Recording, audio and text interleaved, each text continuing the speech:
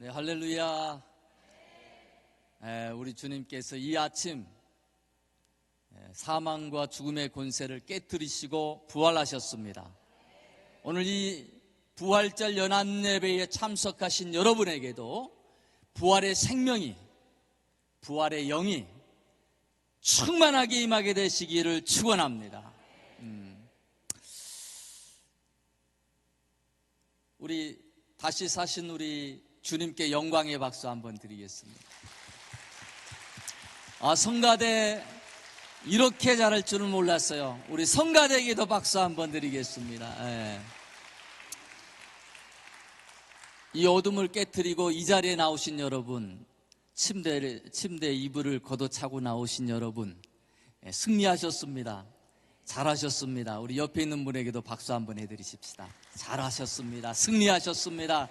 반갑습니다. 지난 한 주간 우리는 고난주간을 지냈습니다. 나를 위해 대신 십자가 지신 그분, 저는 십자가를 바라볼 때마다 나를 향한 그 사랑, 내가 너를 이처럼 사랑한다라고 하는 그 주님의 심장이 느껴집니다. 그래서 고난주간에는 가급적이면 금식하려고 그러고, 근데 금식을 하면 이 부활절이 너무 기다려져요. 빨리 부활절이 왔으면 좋겠다라고 하는 간절함의 소망이 생기게 됩니다. 부활의 영광은 고난의 가시밭길을 걸을 때에, 주와 함께 그 고난에 참여하고자 할 때에 더 크게 우리에게 다가오는 것 같습니다. 여러분, 평탄한 삶, 안락한 삶, 거기만 너무 좋아하지 마시고, 주님이 십자가 지시며 고난 받으시며 우리에게 하신 말씀이 너희도 그 고난의 발자취를 따라오게 하려 하셨다라는 그 말씀대로 여러분, 주를 위해 기꺼이 고난받기도 기뻐하시기를 축원합니다. 주님의 고난은 그 고난 가운데 영광이 예비되어 있다는 것을 믿으시길 바랍니다. 십자가에 끝나지 아니하고 하나님의 영광이 그 십자가 뒤에 있다는 거예요. 이 사실을 우리가 알아야 됩니다. 어떤 신앙인들을 보면 이 십자가를 강조하면서 우리 개신교, 기독교에서 많이 사순절 긴 시간 동안 십자가를 묵상하고 교회의 절기 가운데 가장 긴 시간이죠. 그래서 이 십자가에 중심된 포커스된 그와 같은 신앙을 많이 가지고 있습니다. 근데 저는 우리의 신앙이 십자가에만 머물러서는 안 된다라고 생각합니다.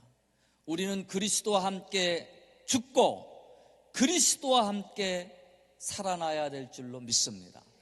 저는 그리스도와 함께 죽는 것이 바로 그리스도와 함께 부활하기 위하여, 그 영광에 참여하기 위하여 우리가 십자가를 진다라는 것이죠.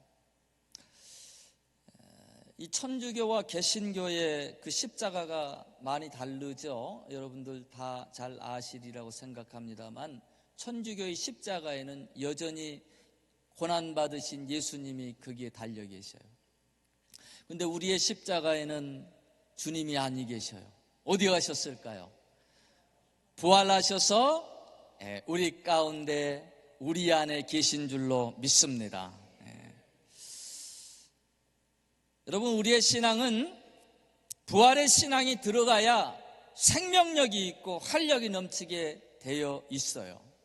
근데 어떤 분들은 십자가를 너무 사랑하셔서 십자가만 붙들고 묵상하며 살다가 습관이 되어가지고 늘 슬프고 늘 어둡고 늘 기도하면 눈물만 흘리고, 여러분, 주님이 부활하셨다는 사실, 주님의 부활을 기억하시기를 축원합니다.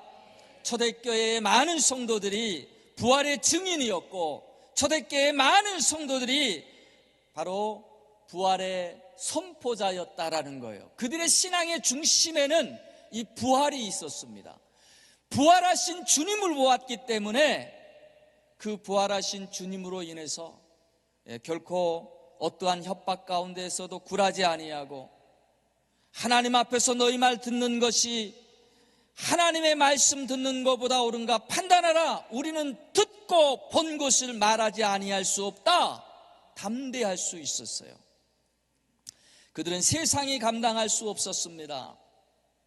예수님 십자가에 못 박힐 때 다 도망했지만, 문을 꼭꼭 걸어담고 숨었지만, 부활의 주님을 만나고 난 다음에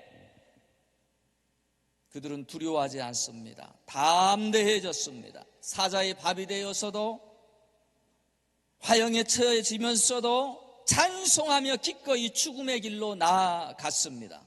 십자가만 본 것이 아니에요. 십자가 뒤에 부활을 보았기 때문에 그들은 십자가도 질 수 있었고요, 순교도 달게 감당할 수 있었다라는 것입니다. 부활의 신앙이 그처럼 중요하다라는 거예요. 여러분, 이 부활절 새벽 예배에 부활의 신앙으로 충만해지시기를 축복합니다. 오늘 본문에 이 마르다와 마리아가 나오죠. 사랑하는 오라비 나사로가 죽었습니다. 슬퍼하고 있습니다. 아프다는 소식 들고 예수님이 서둘러서 오셨으면 우리 오라비가 죽지 않았을 텐데, 예수님께서 늦게 오셔가지고 고침받지 못하고 그렇게 죽어버렸어요. 사흘이나 지나서 이제 썩는 냄새가 진동합니다. 끝났습니다. 절망입니다. 그래서 울고 있는 거예요. 24절에 보면 마르다의 신앙을 엿볼 수가 있는데요, 마르다가 이르되 마지막 날 부활 때에는 다시 살아날 줄을 내가 아나이다.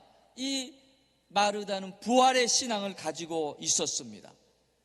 먼 미래에 마지막 날에 다시 살 줄을 내가 아나이다. 이 얼마나 대단한 믿음입니까? 그 당시에 부활의 신앙을 가지고 있었어요. 그러나 예수님은 25절에 다시 말씀하십니다. 예수께서 이르시되 나는 부활이요 생명이니 나를 믿는 자는 죽어도 살겠고 무릇 살아서 나를 믿는 자는 영원히 죽지 아니하니라. 그러면서 다시 질문을 하셔요. 이것을 내가 믿느냐? 예수님 믿는다니까요. 마지막 날 부활할 것을 믿는다니까요. 근데 주님은 마지막 날 부활할 것을 믿느냐라고 말씀하지 아니하시고요, 지금 이 순간에 내가 이 부활의 능력을 믿느냐라는 거예요. 내가 지금 이 순간에 너의 오레비를 살릴 것을 믿느냐라는 거예요. 언젠가 미래에 이루어질 부활의 사건이 아니라 오늘 우리의 삶 가운데, 나의 삶 가운데 이루어질 그 부활을 내가 지금 이 순간 믿고 있느냐라는 거예요. 부활절 예배에 참석하신 여러분은 과연 이 시간에 그 부활의 주님을, 이 부활의 신앙을 확신하고 계십니까? 믿고 계십니까?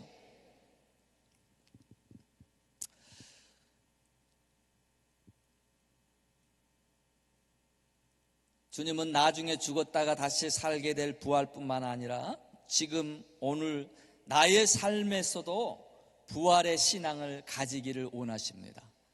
여러분, 이 부활절 아침 저는 우리 모두가 이 부활의 신앙으로 새롭게 무장되어지기를 소원합니다. 어떻게 우리가 부활의 신앙으로 무장할 수 있겠습니까? 먼저 알아야 될 것은요, 여러분, 우리에게는 이미 부활의 영이 계십니다. 요한 1서 5장 11절에 또 증거는 이것이니 하나님이 우리에게 영생을 주신 것과 이 생명이 그의 아들 안에 있는 그것이니라. 아들이 있는 자에게는 생명이 있고, 누구에게요? 아들이 있는 자에게는. 아들이 없는 자에게는 생명이 없느니라. 내가 예수 그리스도를 주로 고백하고 예수 그리스도를 영접했다라면 나에게는 하나님의 생명이 있는 줄로 믿습니다. 이 생명은요, 로마서 8장 11절에 보니까 예수를 죽은 자 가운데서 살리신 이의 영이 너희 안에 거하시면 그의 영으로 말미암아 너의 죽을 몸도 살리시리라. 예수 안에 거하셨던 그 성령께서 동일하게 우리 가운데에서도 부활의 영이신 그 영이 마지막 날에도 우리를 살리신다라는 거예요.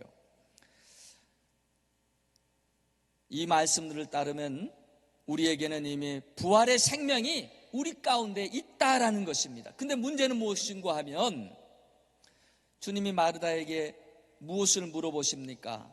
25절을 다시 한번 볼까요? 예수께서 이르시되 나는 부활이요 생명이니 나를 믿는 자는 죽어도 살겠고 무릇 살아서 나를 믿는 자는 영원히 죽지 아니하리라. 이것을 내가 믿느냐? 이것을 내가 믿느냐? 부활을 믿는다라고 하고 있는 그 마르다에게 주님이 다시 한번 말씀하시는 거예요. 나는 부활이요 생명인데 나를 믿는 자는 죽어도 살겠고 살아서 나를 믿는 자는 영원히 죽지 아니한 이것을 내가 믿느냐? 여러분, 주님은 이것이 믿음의 문제라는 것을 일깨워주고 계십니다. 마르다에게 미래의 믿음만이 아니라 지금 이 순간에도 내 안에 부활의 생명이 있기를 원한다. 부활의 믿음이 있기를 원한다. 부활의 믿음으로 살 것을 다시 한번 도전하고 계신다라는 거예요.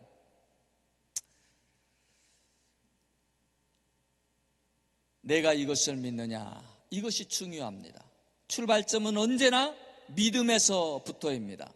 여러분, 아궁이에 불을 뗄 때에 불씨만 있으면 불어주면은 불이 확 타오르죠. 이처럼 우리의 믿음으로 부활의 생명의 불을 지펴야 될 줄로 믿습니다. 무슨 믿음으로요? 부활의 믿음을 가져야 된다라는 거예요. 부활의 믿음은 불가능을 가능케 하는 믿음입니다. 여러분, 죽음보다 더 절망적인 것이 어디 있겠습니까? 완전한 절망, 어떠한 소망도 남아있지 않는 것. 그러나 그곳에서도, 그 죽음에서도, 그 절망에서도 우리 하나님은 생명의 역사를 능히 일으키실 수 있는 분이시다라고 하는 것, 이것을 믿는 것이 부활의 믿음입니다. 그것을 보여주는 것이 에스겔서 37장에 잘 나와 있습니다. 죽음의 골짜기, 뼈만 가득했어요. 죽은 지 오래돼서 뼈만 가득한 그 골짜기, 에스겔에게 하나님이 물어보셔요. 인자야, 이 뼈들이 능히 살겠느냐? 다 죽었는데요? 더 이상 소망이 없는데요? 어떻게 해볼 수 있는? 근데 하나님께서 인자에게 대언케 하시죠. 생기야 사방에서부터 불어 이 사망을 당한 자에게 불어 살게 하라. 말씀대로 대언할 때에 이 뼈 저 뼈가 들이맞아 살이 근육이 붙고 살갗이 씌워지더니 일어서는데 능히 큰 군대가 되리라. 큰 군대가 되더라. 이스라엘 백성들이 바벨론 포로 생활돼 가지고 모든 지도자들이 죽고 믿음이 다 사라져버리고 늘 그발강가에서 눈물 닦고 우리에겐 더 이상의 희망이 없다라고 절망뿐이다라고 할 때에 이 선지자가 바라봐도 이스라엘의 소망이 없다라고 느껴지는 그때에 하나님은 에스겔을 붙들어 죽음의 골짜기 뼈만 가득한 그곳에 이끌어 주시면서 이 뼈들이 능히 살겠느냐? 하나님이 하시면 능히 살리시더라라는 것을 보여주신 거예요. 이 부활의 믿음을 우리가 가질 수가 있어야 되겠다라는 것입니다. 그런데 왜 우리는 조금만 어려워도 뭐가 조금만 안 되는 것 같아도 왜 이렇게 쉽게 절망이 찾아오는지요? 좌절하게 되고 맥이 빠지고 기운 빠지고 교회에서 안 된다, 못한다, 너무 우리가 입에 배어있는 우리 모습들을 보게 된단 말이죠. 여러분, 부활의 신앙이 살아나면 생각에도 변화가 일어나는 줄로 믿습니다. 제가 군대 가가지고 참 못된 것만 많이 봤는데 하나 배운 것이 있어요. 그게 뭔가 하면 한국에서는 그걸 군인정신이라고 그럽니다. 안 되면 되게 하라. 말 같지도 않은 명령을 합니다. 뭘 안 놔주고 집을 지으라 해도 지어야 될 것이요. 하나님보다 더 독재자가 거기 있더라고요. 분명히 안 되는 건데 하라는 거예요. 그 명령은 목숨 걸고 지켜야 된다는 거예요. 근데 될 방법을 찾으면 정말 되더라고요. 여러분, 안 된다라고 하는 부정적인 마인드를 우리가 믿음 안에서 버리고 긍정적 마인드로 우리의 삶을 리셋해야 됩니다. 부활의 신앙은 거기에서부터 시작되는 거예요. 저는 현대그룹 정주영 회장님, 이분의 그 일대기를 이렇게 쭉 보면서 그분의 그 건설업을 시작하실 때의 말이 자꾸 주변에서 이거 어렵습니다, 이것만큼은 안 됩니다, 자꾸 안 된다 할 때 그분이 꼭 했던 말이 있다는 거예요. 임자, 그거 해봤어? 안 해봤다는 거예요. 그러면서 안 된다는 말만 한다는 거죠. 여러분, 세상 사람들도 비즈니스 하면서 어려움 앞에 불굴의 의지를 불태우는데 부활의 생명을 가진 우리 하나님의 군대가, 여러분, 우리의 입에 달고 살아야 됩니다. 할 수 있다, 하면 된다, 해보자. 믿는 자에게 능치 못함이 없으리라. 아멘. 나는 부족해도, 나는 약해도 주님 도와주시니 말씀 안에서, 믿음 안에서 할 수 있다, 해보자. 여러분, 입에 마르고 닳도록 고백하시기 바랍니다. 습관되게끔 나는 할 수 있다, 내게 능력 주시는 자 안에서 할 수 있다. 부정적인 생각이 들 때마다, 의심이 들 때마다 말씀을 선포하세요. 부활의 신앙으로, 여러분, 믿음으로 다시 우리가 회복되어져야 될 것입니다. 오늘 본문 43절에 장사한 지 3일이 지난 무덤을 향해서 주님께서 외치십니다. 큰 소리로 나사로야 나오너라. 그랬더니 수족을 동인 채로 뒤뚱거리며 나사로가 나온 거예요. 할렐루야. 풀어놓아 다니게 하라. 나사로가 일어났습니다. 죽음 가운데서 일어났어요. 마리다도 내 오라비가 이미 죽었나이다, 주님이 좀 더 빨리 오셨으면 좋았을 것을 절망만 하고 눈물만 흘렸던 그때에, 그 아무도 나사로가 다시 살아날 것이라고 생각할 수도 없는 그때에 예수님은 무덤의 문을 열고 하시고 열어놓으시고 나사로를 부르신 거예요. 나사로야 나오너라. 주님이 이 부활의 아침 무덤에 갇혀있는 저와 여러분을 부르신 줄로 믿습니다. 아무개야 무덤에서 나오라. 너는 이미 산 자요, 산 생명을 가진, 나의 산 생명을 가진, 부활의 생명을 가진 하나님의 백성이다. 죽은 자의 자리에 있지 말고 무덤에서 나오너라. 오늘날 그렇게 교회 안에서 믿음의 사람들을 많이 찾아보지 못한다는 것이 애석한 부분입니다. 여러분, 절망의 무덤에서 나와야 됩니다. 할 수 없다는 불신의 무덤에서 나와야 됩니다.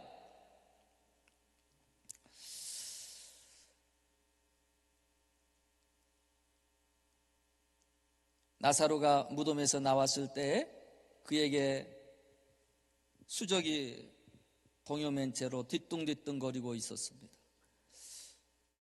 여러분, 그 인도의 코끼리를 훈련하는 방법 아시죠? 아기 코끼리 때 사슬을 채워놓습니다. 계속 벗어나려고 노력해봤는데 자기 힘으로 되지 않는 거예요. 나중에 포기해버립니다. 다 자란 다음에 충분히 끊어버릴 수 있는 힘이 있는데도 이 코끼리가 어렸을 때 그 기억 때문에 더 이상 시도를 하지 않는 거예요. 충분한 힘이 있습니다. 능력이 있습니다. 그런데 시도를 안 하는 거예요. 오늘날 부활의 능력을 하나님께서 우리에게도 주셨는데 그 능력 안에서 행하지 못하고 과거에 나는 실패했었어. 해봤는데 안 됐었어. 절망 속에만 있고 패배의 자리에서만 있는 우리에게 나사로야 나오너라. 이 부활의 아침 주님이 나를 무덤에서 부르시는 이 음성을 들으실 수 있기를 축원합니다. 부활이요 생명이신 예수님이 부활절 이 아침에 절망과 좌절과 여러 가지 환경 가운데 묶여있는 저와 여러분들에게 믿음을 통해 다시 부활의 신앙의 불을 지필 수 있기를 소망합니다. 부활의 생명으로 모든 결박을 푸시고 여러분 하나님의 영광을 위해서 힘써 일어나 일할 수 있는 하나님의 용사들로 이 부활절 새롭게 무장되시고 이 부활절 하나님의 큰 용사로 세우짐 받는 놀라운 축복이 저와 여러분에게 있게 되기를 주의 이름으로 축원합니다. 기도하겠습니다. 하나님 아버지 감사합니다. 연약한 저희들을 부르셔서 하나님의 능력으로 채워주심을 인해서 감사합니다. 부활의 생명까지 주심을 인하여 감사합니다. 아버지 하나님 연약한 자리에 머물러 있지 않게 하옵소서. 패배의 자리에만 머물러 있지 않게 하여 주시옵소서. 나약한 절망의 자리에만 머물러 있지 않게 하여 주옵소서. 나를 부르시는 주님의 음성을 듣게 하시고 부활의 영광을 향하여 나아갈 수 있는 하나님의 백성이 되게 해 주옵소서. 할 수 있다. 나에게 능력 주시는 자 안에서 내가 할 수 있다. 주여 우리에게 이 살아있는 믿음으로 이 아침 부활의 아침 우리의 믿음을 솟생케 하여 주시고 굳건케 하여 주시옵소서. 예수님의 이름으로 기도하옵나이다.